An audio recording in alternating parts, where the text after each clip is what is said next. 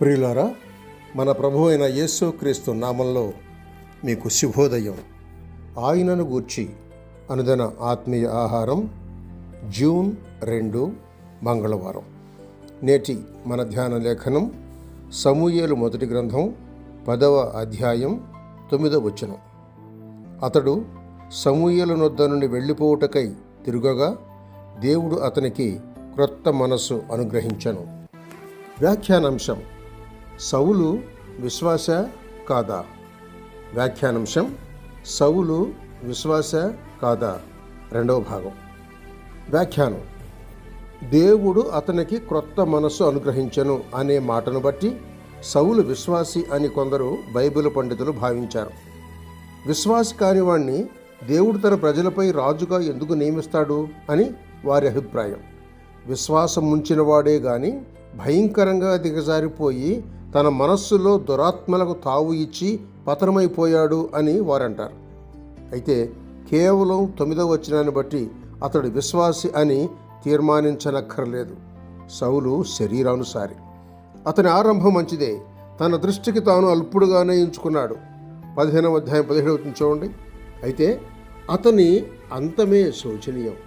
దేవునికి సంబంధించిన విషయాల్లో ఇతనికి ముందు నుంచి ఆసక్తి లేదు. ఎలాగంటే ఆ కాలంలో సమూయేలు ఆ జాతి అంతటిలోనూ పేరు ప్రఖ్యాతులు గల వ్యక్తి. ఆ ప్రాంతమంతటా సంచరిస్తూ దైవ ప్రతినిధిగా ఉన్న దీర్ఘదర్శి. సమూయేలు స్వగ్రామం రమాకి, సౌలు నివసించే గిబియాకి ఎంతో దూరం కూడా లేదు. అయితే సమూయేలును గురించి సౌలుకు ఏమీ తెలిసినట్టు లేదు. సమూయేలు ఎదురుపడినా కూడా సౌలు గుర్తుపట్టలేదు. 9వ అధ్యాయం 18వ వచనం చూడండి. దేవుని సంగతులు వివేచించే అలవాటు సౌలుకు లేదు. శరీరానుసారులు శరీర విషయమై మీద మనస్సు ఉంచుతారు. రోమాపత్రిక 8వ అధ్యాయం 5వ వచనం చూడండి. తనతో మాట్లాడిన వ్యక్తి ఎవరో ఏమిటో సౌలుకు తెలియదు. అతడు తన తలపై నూనె పోసి తనను రాజుగా అభిషేకించాడని మాత్రం తెలుసు. అయితే అతడు చెప్పింది తన విషయంలో నెరవేరుతుందో లేదో సౌలుకు తెలియదు. సమూయేలు తన గురించి చెప్పింది నెరవేరుతుందని అతనికి రూఢి కావాలంటే సమూయేలు చెప్పిన కొన్ని సూచనలు జరగాలి. తన విషయంలో 3 సూచనలు నెరవేరాయి. కనుక సౌలుకు సమూయేలు నిజ ప్రవక్తేనన్న గురి కుదిరింది. నామకార్థ క్రైస్తవుల సంగతి కూడా ఇంతే కదా. సౌలు అంతగా కలుపుకోలుతనం లేని రైతు బిడ్డ. అతడు పూర్తిగా మారిపోతేనే తప్ప రాజ్య పరిపాలనకు పనికిరాడు. దేశంలో ఎక్కడ ఏం జరుగుతున్నదో అతనికి పట్టదు. మిస్పాలో ప్రజలందరూ కూడి వచ్చి తమకు రాజును ఎన్నుకోవాలని సభగా కూడి ఉంటే అక్కడ రాజుగా దేవుడు ఎవరిని నియమిస్తాడోనని దేవుని సన్నిధిలో చీట్లు వేస్తూ ఉంటే సౌలు ఎక్కడో సామానుల మధ్య దాగి ఉన్నాడు. 10వ అధ్యాయం 22వ వచనం. ప్రజలు తమకు రాజు కావాలని కోరిన కోరిక దేవునికి ఇష్టం లేనిది. రాజును అధిపతులను నా మీద నియమింపుము అని నీవు మనవి చేసుకుంటువి కదా, నీ అధిపతులు ఏమైరి?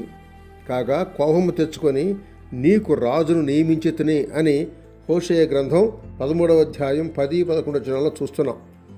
దేవుడు కోపంగా ఇశ్రాయేలుపై సౌలును రాజుగా నియమించాడు.